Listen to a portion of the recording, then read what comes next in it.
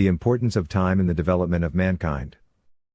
I don't know about you, but I am fascinated by the importance of time to our existence. Everything we do has to be done in relation to time. It is something that is there whether or not we are ready.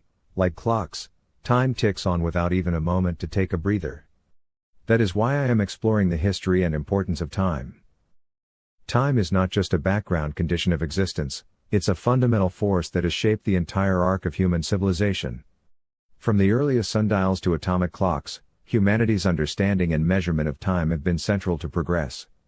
Time structures our days, organizes our societies, coordinates our technologies, and fuels our pursuit of the future. Measuring time has allowed us to build everything from agriculture and cities to science, finance, and global connectivity. Without timekeeping, human advancement would be unthinkable. Why measuring time matters. 1. Order and structure. The most basic human need for time is organization. Measuring time gives structure to life. Before the advent of modern tools, early humans relied on natural rhythms, such as sunrise and sunset, lunar cycles, and seasonal changes, to guide their survival. Hunting, farming, and shelter building were tied to environmental patterns. By observing and tracking these patterns, early societies gained control over their lives. The shift from nomadic life to settled agriculture demanded greater precision. Crops needed planting at the right time. Seasons had to be predicted. Timekeeping became a survival skill. Calendars emerged not as luxuries, but as essential tools for coordination and planning. 2. Coordination and cooperation. Time enables synchronization, which in turn enables cooperation. Once people began living in communities, shared schedules became vital.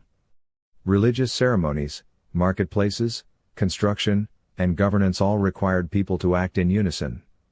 Measuring time provided a common reference point. The invention of clocks, first water clocks and sundials, then mechanical ones, helped scale human cooperation beyond the village. Railroads, for example, couldn't function without standardized time. Neither could modern cities, supply chains, or air travel. Time zones were introduced in the 19th century to align train schedules across countries. The modern global economy runs on the shared language of time. 3. Scientific and technological progress. Science would not exist without the ability to measure time precisely. Physics relies on time to describe motion, energy, and causality. Biology uses time to understand lifespans, evolution, and cell cycles. Astronomy uses time to track the cosmos, predict eclipses, and navigate the Earth. The rise of precision timekeeping, mechanical clocks in the 14th century, pendulum clocks in the 17th, quartz and atomic clocks in the 20th, has driven scientific revolutions. GPS, for example, works because satellites carry atomic clocks synchronized to the nanosecond. Every position calculation on Earth depends on knowing when a signal was sent and how long it took to arrive. 4. Economic systems. Modern economies are deeply time-sensitive. Contracts have deadlines. Banks charge interest based on time. Labor is measured in hours. Stock markets move in milliseconds. Productivity, wages, shipping, inflation, none of these make sense without a shared understanding of time. The Industrial Revolution embedded time into work itself. Factory whistles marked the beginning and end of shifts. Punctuality became a cultural norm, and time began to be seen not just as a background condition, but a commodity. The phrase "time is money" became literal. 5. Historical memory and future planning. Measuring time also gives humans memory and foresight.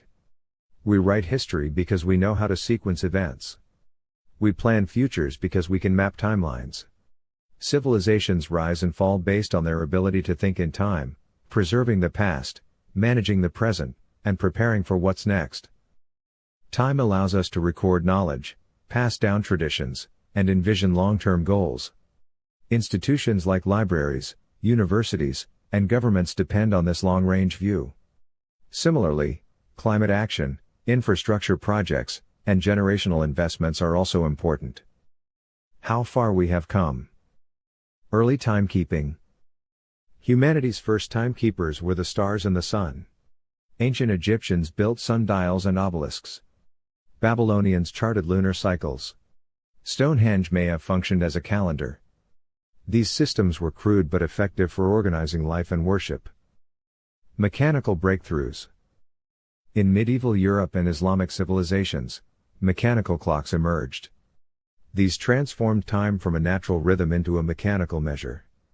Time could now be split into hours and minutes, independent of weather or seasons. By the 17th century, pendulum clocks brought higher accuracy. This precision enabled advancements in navigation, helping explorers cross oceans using time to calculate longitude. The connection between time and space became clear. Industrial and scientific eras. In the 1800s, standard time was introduced to coordinate trains and cities. In the 20th century, Einstein's theories revealed time as relative, not fixed. At the same time, atomic clocks allowed time to be measured with unimaginable precision, down to billionths of a second. Today, time governs not just the movement of people and goods, but the flow of data.